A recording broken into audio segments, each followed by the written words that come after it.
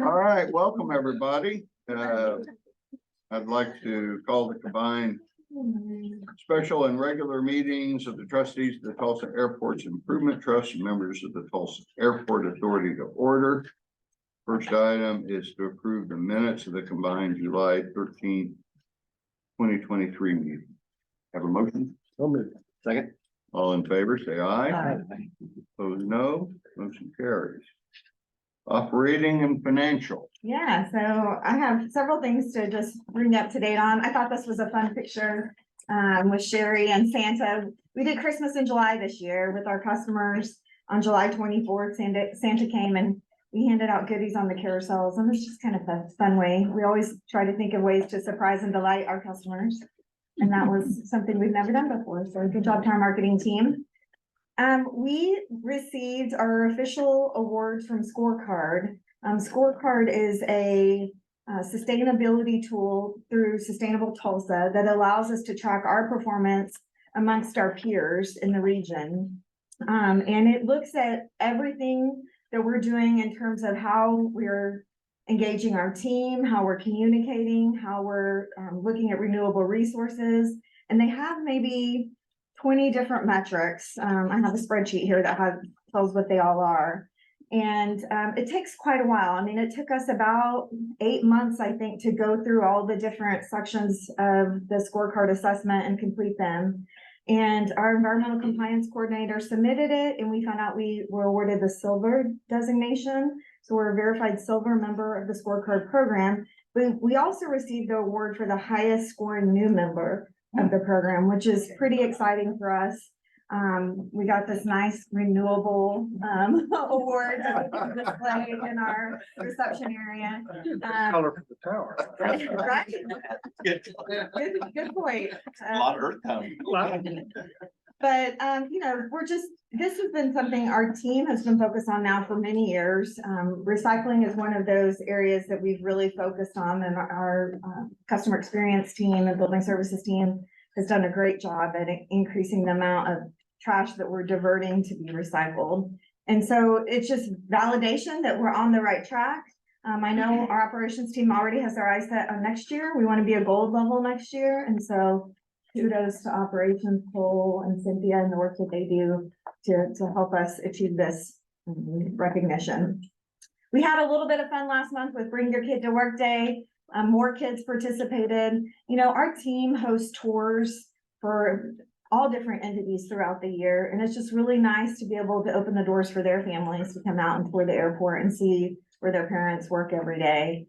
And everybody had a lot of fun. It was interesting. So they toured the terminal, went to the fire station, went to the equipment building, see planes, fire trucks. You know, their favorite thing are the snow plows in the equipment building. Without a doubt, right? Everybody was just like, that's the favorite part. So something that we've started doing now, we do it every summer. We don't do it during the traditional April 28th, I think, is the Bring Your Kid to Work Day, because we don't want our kids missing school. And so doing it in the summer just provides a great alternative. We celebrated the Clear launch officially at the checkpoint. So we cleared 1,000 passengers in the first week, had 150 signups. One of the reasons why Clear was very interested in Tulsa, because they already knew they had a strong base of participants. Okay. And one of the things that Andrew and Stephanie shared with me is that out of our top 10 destinations, they're available in 9 of the top 10 destinations. So while we typically don't have super long lines or waits at the checkpoint, when our customers are coming back home, they definitely can use the Clear services to expedite their time at the checkpoint in those other cities. We also finished up our ACE camps. These are career exploration camps. One of the things I didn't know until recently is that they have 16 stops on their tours while they're here. So it requires a lot of coordination, and our customer experience team, Michelle Evans and Brian Crook, really coordinate all of that and have a lot of fun. I was listening a little bit to the Oklahoma Aeronautics Commission meeting yesterday, and these career exploration camps are really growing across the state. It's a great way to get students here and see what's happening and get them excited so that they know, kind of have an idea of what path they might want to take going forward. And then just another thing about the culture we're building here with our employees, our Lunch and Learn series, each quarter, we have a topic that is focused on the organization. So like for the month of August, we're going to talk about accessibility at the airport and what we can do to serve our customers. Last month, we focused on a community initiative. So we had the Parent-Child Center come and we all contributed from our own pockets, money to build brain boxes that they can use when they do their outreach.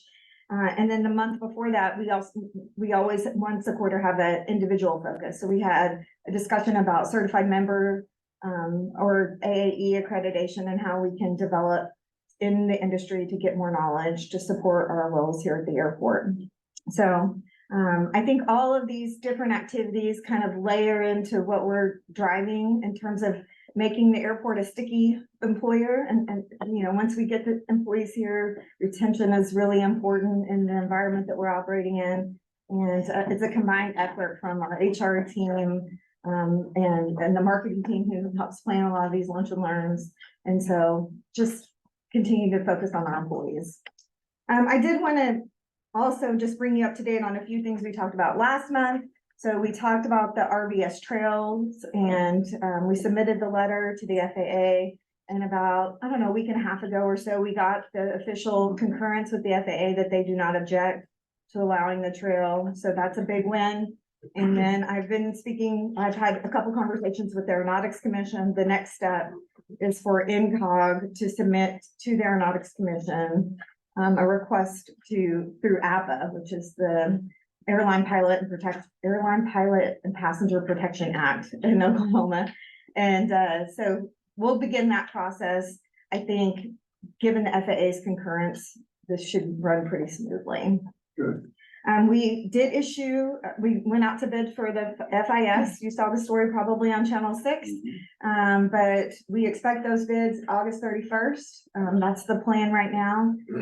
There's a lot of discussion in the community about this project. It's a big one, and it's the first new build onto the terminal that we've done since really the 1970s when we added the upper level, maybe on some of the concourses, but excited about that big project. And then we're getting ever so closer to the air traffic control tower project. Frank tells me we'll be going out to bid in November, potentially having bids back right before Christmas, so that we can be evaluating them right when we get back from the holidays and maybe award as early as January. Great. So excited, lots of things going on here. That's just a small snippet. And then I get to turn it over to Bernetta, who can share with you all the great news about our finances. Okay, great. This first one is our activity report for June to July and the fiscal year to fiscal year. We're gonna skip the revenue and expenses because we'll talk about those in later slides and go straight to food and beverage, which is up 17% for the month of June and 29% for the year-to-year comparison. The retail is also up 17% or $107,000 and up 17% for the year-to-year comparison. The parking activity, the ticket pools, they had some server problems, so we're just gonna look at the revenue comparison. So for the month of June, we had $193,000 more revenue than we did for the month of June in fiscal year 22. The rent-a-car commissions are up 3% for the year, for the month, and 9% for the year. The rent-a-car transaction days are up 14% for the month-to-month comparison and 12% for the year-over-year. RVS operations are down 23%, which is for the month, and that's attributed to the runway closing. They are 10% above where they were last fiscal year. And the flow fees are also down 21%, and the same reason, the runway closing. They held pretty flat for the year-to-year comparison. Our in-plane passengers are up 17% for the year, for the month-over-month, and 15% for the year-over-year. Can I take a second just to add a comment? So as far as the Riverside runway closure, we're now expecting the runway to open August 18th. So they are behind schedule. we met, or I met with Christensen this week. I know Paul and Austin have also had many conversations with them. We know it's impacting our users of larger aircraft at Riverside, and clearly it, you know, it's reflected by these numbers. It's impacting our revenue. And so what we've really been focused is on the next phase that you all awarded last month. And we met with the contractors this week to look at alternatives. I think what we've decided is we're not gonna jump right into the next phase. We're gonna allow the runway to open and be open until next spring. Maybe as start the project in February, do everything outside of the runway so the runway can stay open, and then close it in March as soon as they're ready to move into the runway areas. But we understand the impact of having the large runway down. We hope having it down in March when the weather's cooler will allow airplanes to go ahead and use that shorter parallel runway. In-plane cargo is down 17% for the month-to-month comparison. That is pretty flat for the year-to-year, just a 2% decrease. So this slide shows a visual of our in-plane passengers. We're up 7% from May. We ended the fiscal year at 1,530,643 passengers, which is above our target, our budget target of 1.5 million.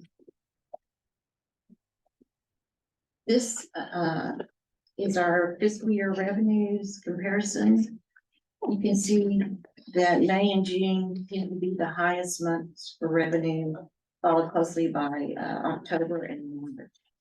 We consistently outperformed 2019 earnings, earning more than $6 million more than we did in fiscal year 2019, and actually $7 million more than we did in 2022. This is a visual of our expenses. You can see June last year was just a crazy month. We had an audit adjustment, we had an inventory adjustment that we don't have booked yet for this year, and we had a bonus in the month of June last year, so that's why it's just so much higher. But these numbers will change, they're preliminary, I do need to mention that. So our highest months for spend tend to follow where our highest months for plane passenger are. So it's November, August, and March.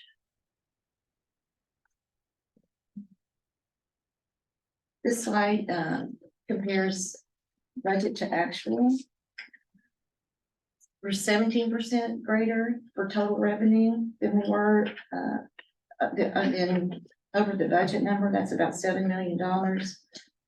The parking and rent-a-car is $4.3 million more than we expected when we did the budget. In passenger and air carrier is 17% more. I mean 7%, excuse me. Due to its landing fees, landed weight, new routes. The miscellaneous revenue, which is CFC and interest, is over $1 million more than what we were expecting, and that's mostly because of interest in the interest rates. The expenses really close to budget, 2% under. The salary and benefits were a negative 8%. Differences in budget, staffing levels, and also our insurance was lower than we budgeted. Materials and supplies are just right on target, and services are 5% over budget, mostly due to utilities. Our net is 49% more than what we were expecting when we did the budget last year. So that's $7.5 million more than we budgeted. So the next slide is a fiscal year to date comparison. We're 16% above where we were, where we ended in fiscal year 22. It's the same reasons as the budget. It's the landed weight in the passenger air carrier. It's the parking and rent-a-car, mostly the parking and rent-a-car. In the miscellaneous revenues, it's CFCs and interest. Expenses are 8% above where we were in fiscal year 22. We're more fully staffed in fiscal year 23, and that means more costs associated with insurance, social security, pension. Materials and supplies are down 11% from last year. Last year, we had some electrical repairs and some camera upgrades. And services are up from 22. It's insurance, parking, banking fees, and our utilities. We still ended fiscal year 23 with a 20% increase from over fiscal year 22. That's about $4.7 million. So I switched up this last slide a little bit. This shows our total cash position at June 30th. So the unrestricted cash and investments is per the AULA agreement. Our internally restricted cash is where we kind of put money aside for things like the FIS and the control tower. Discretionary reserves, that's our operating reserve that we're required to have for the bond indenture. It's funded with revenues, then it can be used for debt service if needed. Then our debt service reserve funds, they're usually funded with bond proceeds, and you don't touch them unless you have to. The debt service funds, you'll see those build up and then drop in June and then build up again and drop in December. Our construction funds, that's our AIF fund, and if we have any bond proceeds, that would go there also. And then our PFC balances are finally starting to build back up. So I estimated what our expenses were going to be at year end. So this is not the budget base. And that gives us a burn rate of $76,500 approximately. So our days of cash for the AULA would be 319. For our financials, it would be 490. And then Moody's calculates it even differently. They add in your discretionary reserves and they do something a little bit with a pension entry. So I didn't put that on here because I can never get it exactly. But it would be well over 500 days of cash. And that's all I've got. Any questions? We like to differentiate between the airline use and lease agreement because that's the number the airlines really want us to follow because of the trigger for the revenue sharing. But they also look at that 490 because that's the number that's reported on to the FAA, right, on form 127. So they always want to know, why is that form 490 and this is 319? And so it's all based on the calculation per the agreement. Yeah, we can put it in, yeah. Okay. Okay, so. Anything else for that? Thank you very much. We'll get into the administrative finance and operations contract stuff.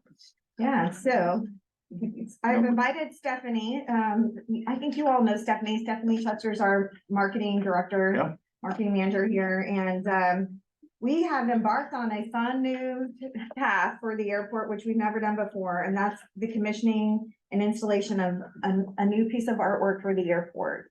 We've had our art and culture program in place since 2005.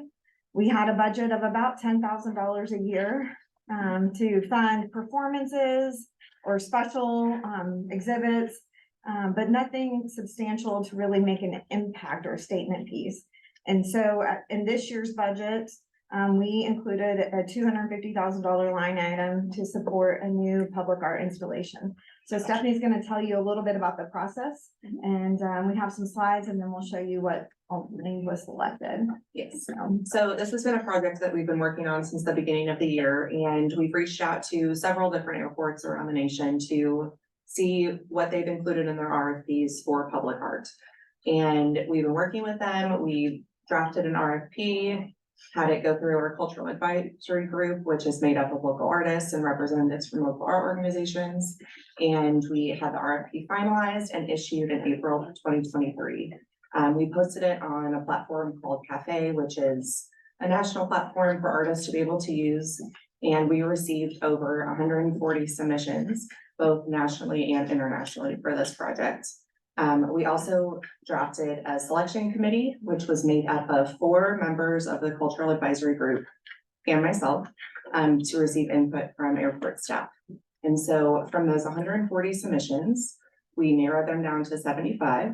And then the selection committee reviewed all 75 submissions based on the criteria we had in the RFP and narrowed them down to a top 5. And then those top 5 artists were contacted and traveled to Tulsa for interviews with the selection committee and airport staff. And from those top 5 artists, we were able to select a final artist that we'd like to show you. Okay. A little bit about the project. The artwork will be suspended from the ceiling in front of the security checkpoint. We looked at a lot of different options at the airport and felt this one would be the most impactful for the use of the budget. It's what people see whenever they're saying goodbye to their loved ones. It's the first step in their travel journey. So we wanted to have something very impactful, monumental in this space. And so a little bit about the timeline with this project as well. We'll select the artist in August, collaboration with airport staff to finalize the technical design as well. Approval today, hopefully, for the contract itself. And then the artist would do a mock installation in the spring. And then the final installation would be complete by June 2024. And so what the selection committee selected is a piece called Sunrising by Shane Darland. He is an artist that moved to Tulsa for the Tulsa Artist Fellowship. He has worked at the USA BMX headquarters in Greenwood. And he also just did a huge international project with the Paris designer Yves Saint Laurent. And so this is a panel, a project that includes an array of 40 individually suspended resin panels at the TSA entrance. It's supposed to evoke the sky shifting color palette moving from sunrise to sunset. And each of the panels themselves will be on an individual motor. And so they're all offset to where no matter what viewpoint you see it at, you never see the same view twice. The motors themselves have a lifetime warranty. They're made for very fast use, but we'll do it at like 1 RPM. So it'll be very, very slow. We have a video as well. But it'll take the entire 140-foot span of the TSA checkpoint ceiling. Like I said, each panel is connected to its own motor within the drop ceiling and then slightly offset from the other. So it could be, viewed as a sound wave or, viewed as from sunrise to sunset as Shane intends it to. But really we have a video that has like some very calming and nice music to it as well. But it's supposed to, have something that's impactful, but also directing people to the checkpoint as well, having different viewpoints. You're able to see it as soon as you walk through the center entrance.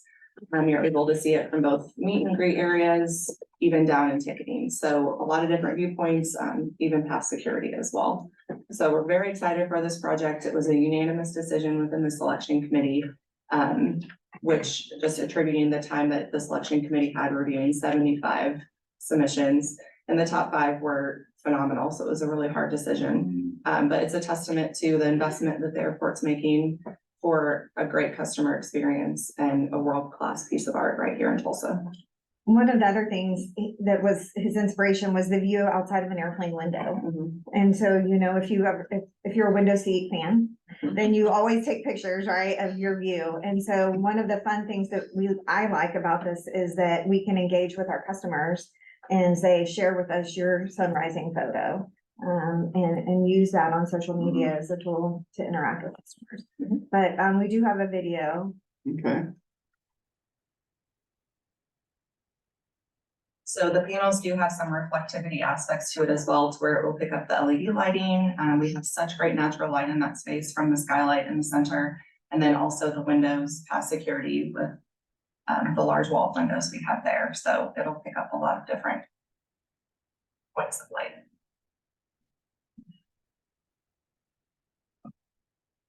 We slowed the video down because when he submitted the video, it was going pretty fast. And so we all slowed it down. The committee discussed like the speed.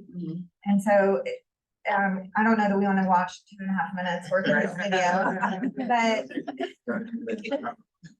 You all, yes. That's nap time. Yeah. But it does show like from many different angles what it would look like. The to all gate sign that's at the checkpoint today is actually going to come down. As part of our wayfinding project, we've had a lot of discussion about that sign and whether or not it's the most effective way to tell people where the checkpoint entrance is. If you sit at the information desk and watch people come up, even though there's this huge sign, they don't know where to go into the checkpoint. And so through the wayfinding project, we're gonna use eye level signs to really direct people to the entrance of the checkpoint, which will allow this piece to really be the focus at the entrance. So what we're doing today is asking you all to approve the commissioning of the piece so that we can begin work with the contract. We can begin work on the contract. We had a $250,000 budget, but Shane actually reserved 10% of that for maintenance. So this contract would be for $225,000. We'll retain $25,000 for future maintenance needs if needed, which I believe he was the only artist that really set aside a portion of the budget for that, which we really appreciated. But you know, it will be nice having him here in Tulsa. It's nice that he's a local artist, and excited to actually have our first official piece commission. How did all this work with all of our security cameras? What was that like? Yep, so we had Cole Brown, our director of operations, in all 5 interviews. So we had the security aspect, we had also Frank, our director of engineering and facilities, just to make sure that all the pieces that were submitted would work. And so the security cameras shouldn't be an issue. They're pretty thin panels. And so Cole said that he does not foresee any issues with this piece having any impact on the security. There's so many in that space. cameras at the checkpoint that really, if there's anything blocked, there's another camera that provides that view. You can almost see into.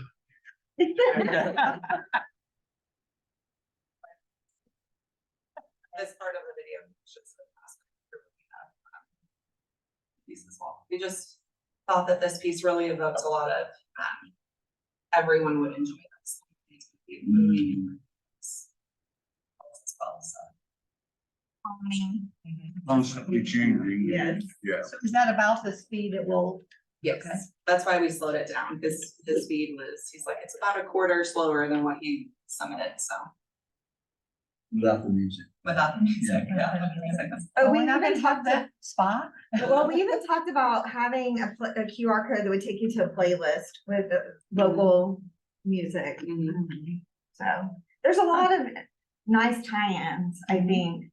You know, we're gonna utilize this to engage with our customers and provide an experience that is beyond the installation. And we're able to control the speed of the motor, so if he's testing at his studio and feels like it's too slow, then we're able to adjust it to have it a little bit faster, or that's something that the airport staff can do. If we have it at one speed for a year and we want to tweak it up a little bit, then we're able to do that as well. If it's really hectic, you can turn it down just. Yes. Right. Oh, you're And if it's slow, you can turn it up a little bit. Make the mood. All right. Any questions? Move approval. Okay, Second. second. All in favor, say aye. Aye. Opposed, no. Motion carries. Great job. That'll be, yeah, that'll be interesting. I know, we're excited. Good. We're gonna be doing a press release on it today now that it got approved, and sending to industry media and local media as well, so. we're Okay, excited. very good. Okay, item number 4 Four, is to approve master services agreement with Ask Reply Incorporated DBA B2G now in the amount of $36,291 for software and implementation to support the administrative and reporting requirements of TAIT's disadvantaged business enterprise programs. B2G now is a sole source provider.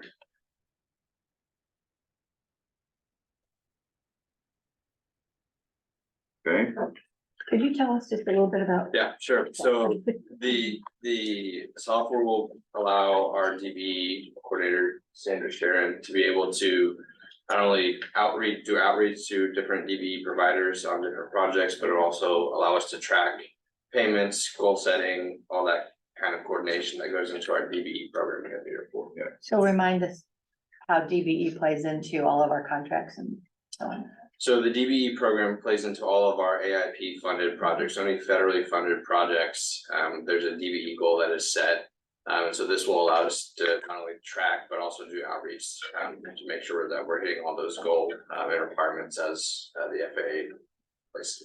It also Perfect. applies to concession contracts. So Alright. all of our concession operators have a participation requirement. I would add, right now, we're paying a consultant to help us do a lot of goal setting and reporting. This is going to take the place of that consultant. So, Okay. All right, I'll move approval item 4. Second. all in favor, say aye. Aye. Opposed, no. Motion carries. Number 5, wildlife management. Yes, sir. All right, accept bid and award contract for professional services to Lewmakers Wildlife Management LLC in the amount of $61,777.78 for 1 year with 4 1-year options effective October 1st, 2023. This contract provides wildlife services for Tulsa and Riverside. We've been with Lewmakers for the past 4 years, maybe 5. And we went out to bid for this. Lewmakers submitted a bid. We also discussed with the USDA. They came in at the lowest amount. Okay. Yeah, USDA is not, cheap. They're quite proud of themselves. well, In this case, and can we talk, just for some additional perspective, bird strikes are major concern for us. And so having the expertise of the Loommaker staff available for operations team is really important. Yeah, Here at TUL specifically, but they also provide support at Riverside for all the critters down there, so. yeah, they've been great over the past year for us, and we've had bird issues here at the terminal, and they provided a plan for us for when we deploy our new landscaping program that Brian Crick is working on, you know, giving us recommendations for plant material to put in. They've been responsive to us down at Riverside. With the geese that fly over, we had a couple bird strikes, recently, and Lewmakers is working with our operations team, to address those here at Tulsa. So they're very responsive. They're an extension of our team. They're, yeah. we can pick up the phone and call them and they're here. They're a great company to work with. We have a motion. I'm sorry, I can't hear. Do we have a motion? Oh, Yeah. second. Yeah. All in favor, say aye. Aye. Opposed, no. Motion carries. Number 6. Number 6, approved purchase for 4-passenger boarding bridge canopies from Hubner Component Solutions LLC, a sole source provider, in the amount of $68,769.68. This amounts $2,544.68 above the budgeted amount. And what this will do is replace canopies on our B side. We're going to replace B1, B3, B6, and B10. Those canopies were originally installed in 2010 and 2011, and they have about a 10 to 12 year service life. They're in pretty bad shape. Brian's team goes out and repairs them today with repair kits. We've had reports recently of some of the storms that have come through, with water coming on the passengers. It creates slipping hazards. So this is investment that we budgeted for, and this will improve our posture here. Move approval item 6. Second. Yeah. All in favor, say aye. Aye. Opposed, no. Motion carries. All right, number 7. Number 7, approve gas sales agreement with Symmetry Energy Solutions LLC effective August 1st, 2023 for 1 year for the purchase of natural gas for Tulsa International Airport. This price is equivalent to the current inside Federal Energy Regulatory Commission's gas market report for 1 oak plus 24.5 cents. So this contract is an extension of last year's. We follow the same pricing that the city of Tulsa gets with the Symmetry contract that they have. And so there's no increase from last year's price. And we are working to really put a focus on this moving forward to see if we can drive this price down next year. So we recommend approval. Okay, Move approval item ten. Second. All in favor, say aye. Aye. Those no. Number 8, All right, number 8, approved purchase of new Juniper network switching equipment from CDW Government LLC in the amount not to exceed $172 or $172,724.10. What this will do is we will purchase 30 network switches at a unit cost of $5,757.47 that will be deployed throughout our terminal. It's a budgeted operating capital purchase, and we budgeted 175 grand for this. We received quotes. We reached out to all of our vendors for quotes for this equipment, and it ranged from the 172 grand up to nearly 400,000 for the same equipment. And so these Juniper network switches, I've invited James Guerrero to the meeting. He's back in the back corner. He's our network engineer. In the spirit of transformation of our business plan goal, this will consolidate a number of our switches, our network switches into single one. It'll improve our security posture. And in addition, these Juniper switches have a system called MIST that's tied to it that incorporates AI that will help James address issues. So I was telling Alexis, one of the cool features that we sat down with the company and looked at them. James can type in, we use Microsoft Teams here at Tulsa International Airport. And James, it's incorporated in Teams. James can ask Miss, who's having a bad day? And the system will automatically identify users that might be having network issues, connectivity issues. If we can tie in all of our internet stuff to who's having internet issues, and then it'll provide recommendations for James to address those things. It also has the capability to address things through AI automatically, and then report to him what it did, and he can either approve the change to update it or not. So it just moves us into the current times with technology.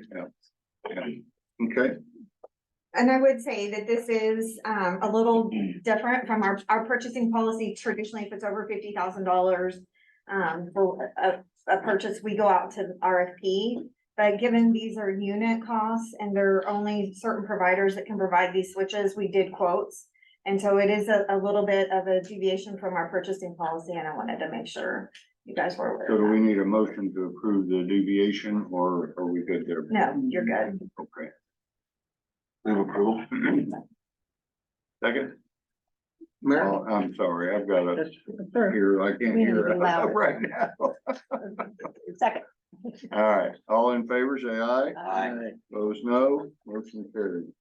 Number 9, Okay, so if we could take agenda items 9 and 10 together, I'd like to do that with your Okay. approval. be fine. Okay, so item 9 and 10 is for the deployment of CityWorks. And I want to give a little bit of background as to what this is before I go through the agenda items. So today at our airport, at both of our airports, we use a couple of different systems to track maintenance items. So for example, our Part 139 inspections that our airfield operations team does, they'll go out, they might identify a light that's out, or a crack in our concrete or pavement, or the grass needs to be cut, you know, whatever the 139 issue that's identified. They'll report that in a system called ASOX today. And then we'll have to duplicate that work order into another system called TME. And so it's a duplication of work. Then TME assigns a work order to JDON with our airfield maintenance crew, or it could assign a work order to our electricians or to our plumber, to any of our workforce. They'll go do the work, close it in TME, and then have to follow back up with ASOX. All of this is very manual labor. And there's no management oversight other than us reviewing work order statistics. You know, are we closing work orders within 80% of the time within 24 hours? Are we closing them? You know, are we addressing them quickly? And a lot of that is reactive, not proactive, in our oversight of this entire system. And so what CityWorks does is it combines all of what I just said into one system. But it also adds a few additional features that Cole Brown's provided me a long sheet. I'll address a few of them because he's much more familiar with it than I am. But it allows us to do our vehicle inspections. It'll allow us to do tenant chargeback tracking. So today, if a tenant wants us to paint a lead-in line, you know, we'll have to go out, we have a separate, a sheet that Jadon fills out, provides a quote, we do the work, the quote goes to finance. It's all incorporated into the system now. It allows for GIS integration, so complete mapping. So if this light goes out, today through TME, we'll create a work order, say there's a light out in the large conference room. This system will allow us to say, this specific light's out, it'll put it on the map and it'll identify the exact light that's out, when it was last installed, and what the service life was, so we can track, you know, service life now and track and track our data that way.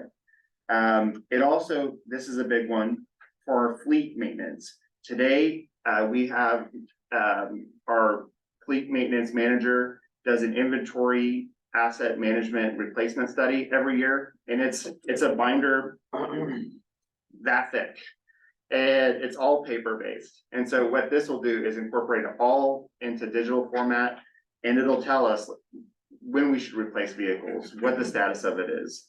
And it'll incorporate safety management system, a new FAA part requirement, and then inventory and labor tracking. So it's a doozy of a system, and it certainly will transform the way that we operate here, here at the airport.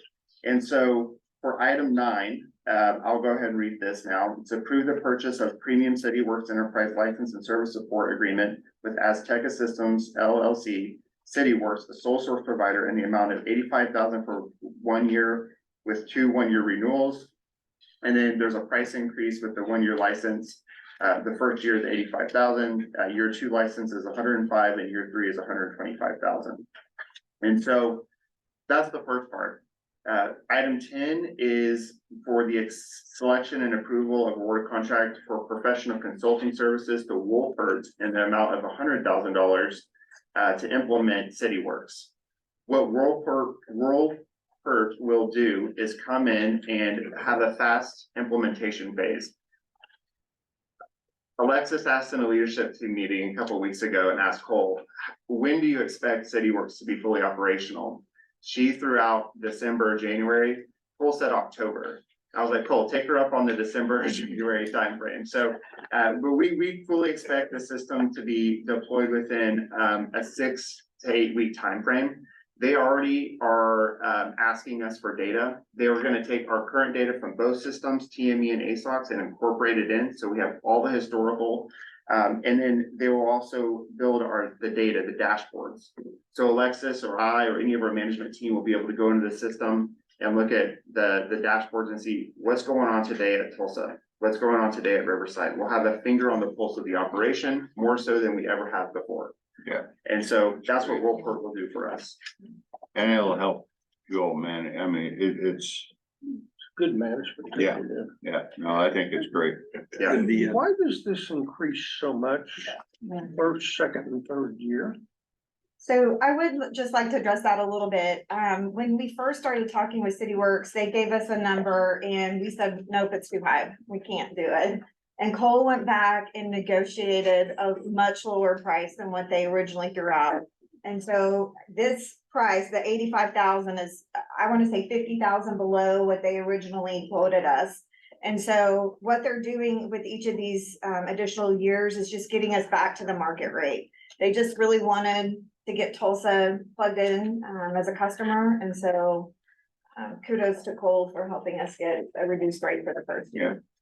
And then after that, it only increases by CPI. Yeah. So What was Okay, that? I'm sorry. after that, it only increases by CPI. So okay. So I have a question that's, I'm not a mechanical engineer, I'm not even close. So that light bulb, right now, do we keep track of when that light bulb was replaced in some kind of a system? So we have work, if we replace it, we'll see a work order. We don't know specifically this light bulb, like Right. today Right. or this week, actually.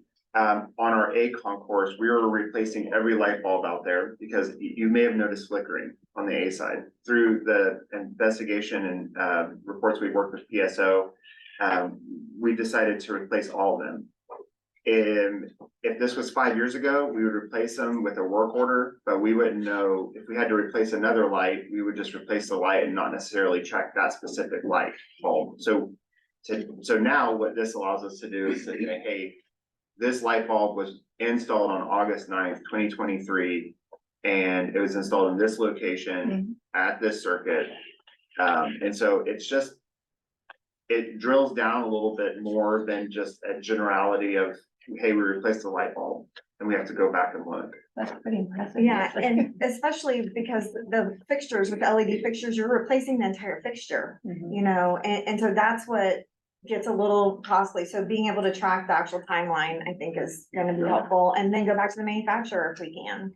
And did you say this gives us a warning when it's time to? So yes, when it's time, so it'll help us drive service life. Right, So it'll help us make decisions on budgeting to say, hey, we need to, really from an airfield perspective, it's really a tool for everything that we do. But right. when we think about safety and the 139 requirements, it helps us maintain compliance. And so it moves us from that reactive through putting in the data and driving over time to more of a proactive and even getting us to a predictive mindset with the way that we operate this airport.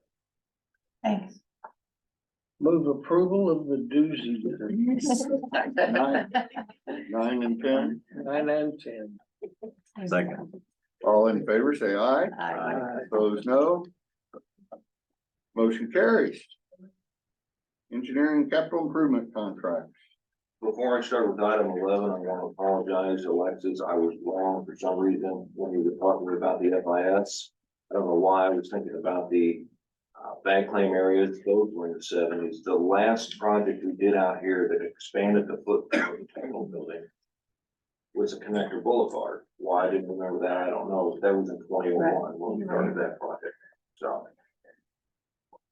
All right, with that said, item 11, we'd like to reject bids for airport terminal vestibule improvement project phase 1.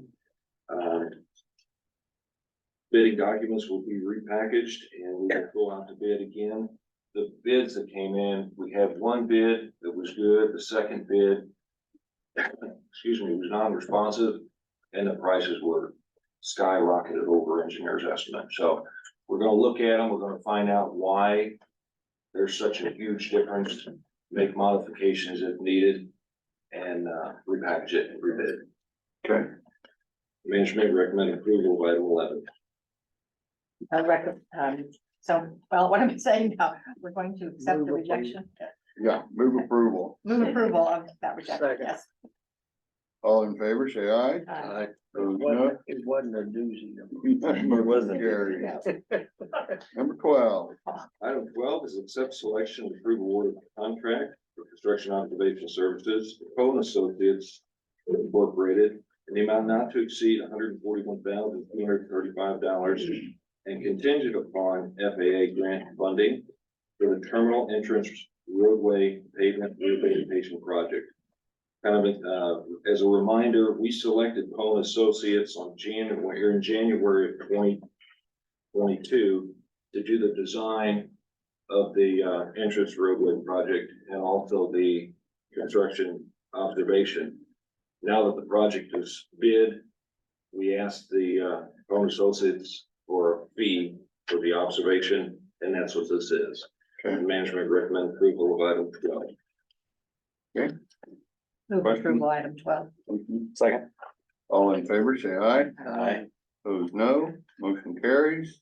Number 13, Item 13 is accept selection and approve award of contract for construction observation services to Park Hill, Smith and Cooper Incorporated in the amount not to exceed $493,989 and contingent upon FAA grant funding for the perimeter road rehabilitation project.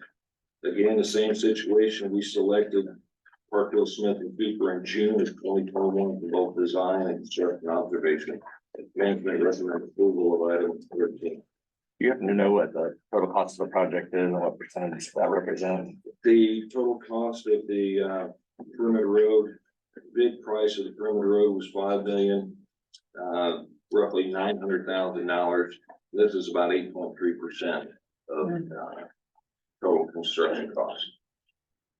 And budget purposes, when I'm doing the CIP, I use about 10% for design and 10% for construction observation. Typically, it's lower than that. And of course, the larger the project, the smaller projects go a lot higher. Yeah. Move approval 13. Second. All in favor, say aye. Opposed, no. Motion carried.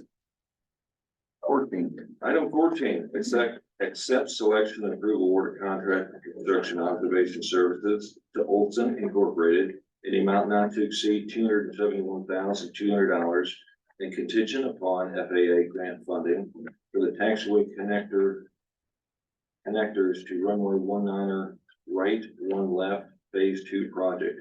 This again is the taxiway connectors down at Riverside that is south of Crosswind Runway. Olson was selected in June of 2020 for design, construction, observation. Management recommend approval of item 14. And we're going to delay this, is that correct? Yes, we spoke with the contractor. It's gonna work in his schedule and work out best for us. We're looking at possibly starting mid-February, depending of course how the winter goes. There's a lot of removal that can be done while it's still cold, preparation. And once the weather starts warming up, we'll be able to start paving. And the contract for construction identified that no work will take place between Memorial Day and Labor Day.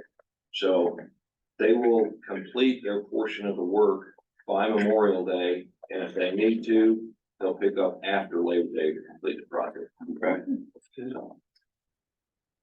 Move approval on 14. All in favor, say aye. Aye. Opposed, no. Motion carries. Number 15. Item 15 is approved purchase agreement with ADB Safegate Americas LLC, the sole source provider, in the amount not to exceed $64,000 contingent upon FAA grant funding. Riverside and TUL, we both have airfield lighting computer management systems. It's a computer system that operates all the lights and the regulators on the airport.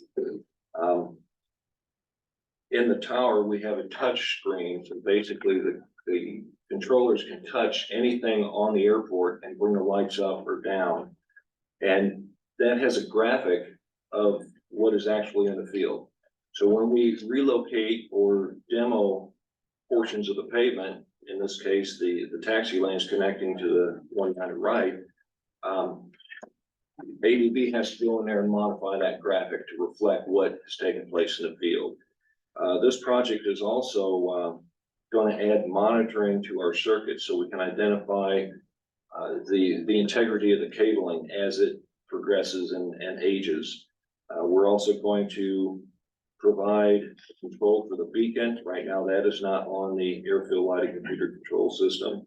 And we're also going to be taking a lot of the old communication out of the old west vault that is now abandoned and move it to the east vault. Management recommend approval of item 15.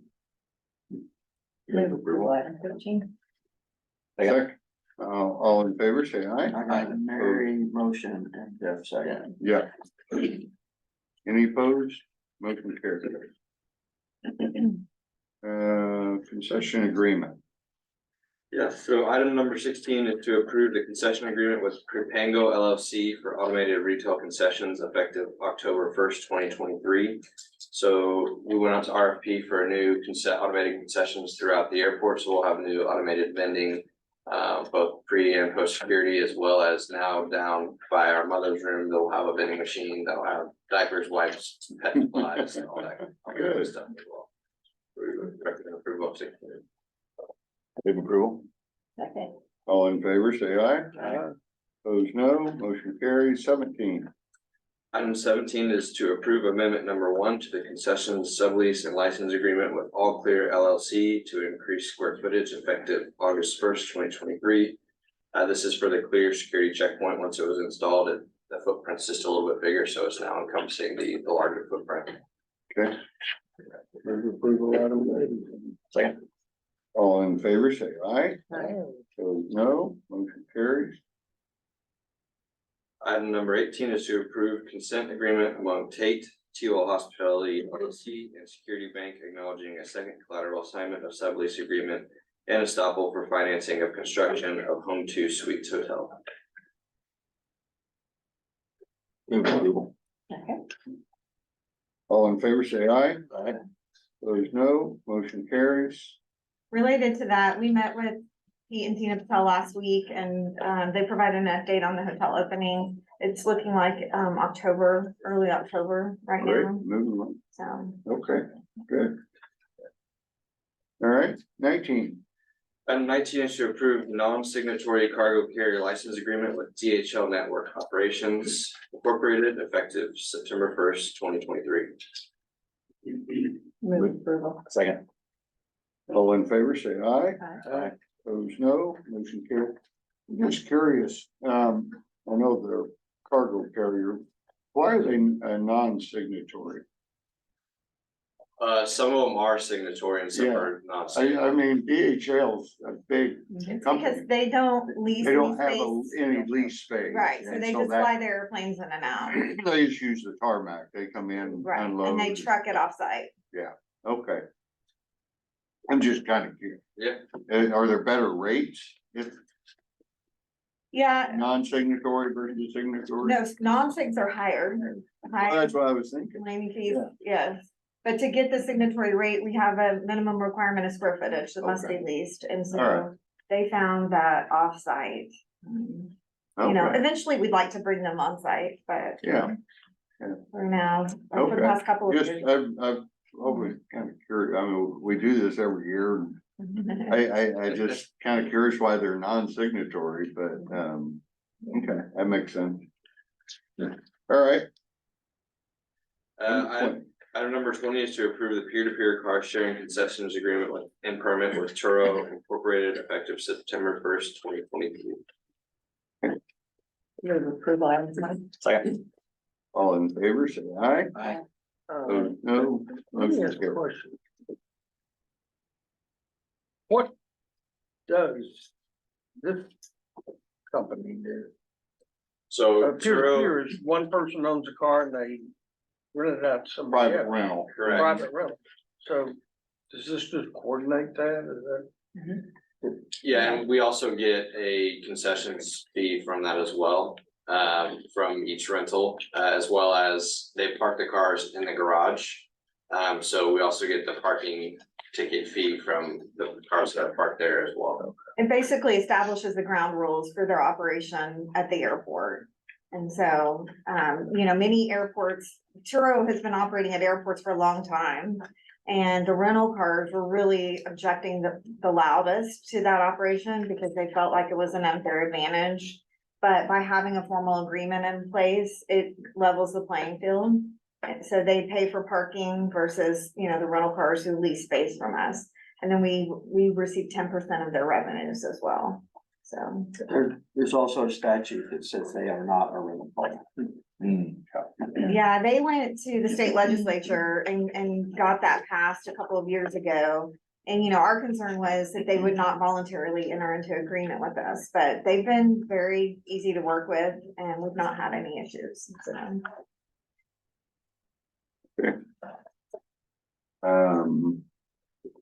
We got US Aviation, It's we okay, got we'll several of them there, take 21 to 24 together. do fine. Item 21, rescind approval of mutual termination of sublease agreement with United States Aviation. Item 22, rescind approval of option to sublease land with United States Aviation for 1 year term effective July 1, 2023. Item 23, rescind approval of rent credits with United States Aviation in the amount of $250,000 for site preparation and dirt work at new hangar site. Item 24, approve sublease agreement with United States Aviation effective October 1, 2023 for hangar 99. And this sublease agreement was previously approved in May 2023, but with a different effective date to coincide with the mutual termination rescinded above. This existing sublease expires on its own term, September 30th, 2023. And so this is a cleanup, and ultimately US Aviation has hit pause on some of their new development with some continued analysis. And so we'll continue marketing that land, and this is just effectively rescinding the previous agreements that they had entered into to hold that and reserve that sublease agreement for the option, and then this for their existing hangar is the new term with the new effective size. Okay, Move approval 21-24. second. All in favor, say aye. Aye. Opposed, no. Motion carries. So we're looking at doing things a little differently on the Tulsa Riverside Airport leases. Jeff has kind of worked on it. All the standard terms and rates and inspections have been done. And we've looked at, we can take all of these together. The question is whether we want to suspend the reading of them. And so it's almost like a consent agenda. And I can suspend that. Can waive the reading of I can these waive the without objection. reading without objection. And we could just have one motion 25 through 34. 34, yeah. If you would like to do that, and if there's one in particular that you want to talk about, we can talk about that. Otherwise, we can take them as a whole. That's great. Move to waive the rules. Do we need to? No, as long as there's no objection, Okay, then we just need a motion. so moved. The items 25 through 34. Okay, Second. all in favor, say aye. Aye. Opposed, no. Motion carried. That's how you set the timer. You only have 2 votes at one point.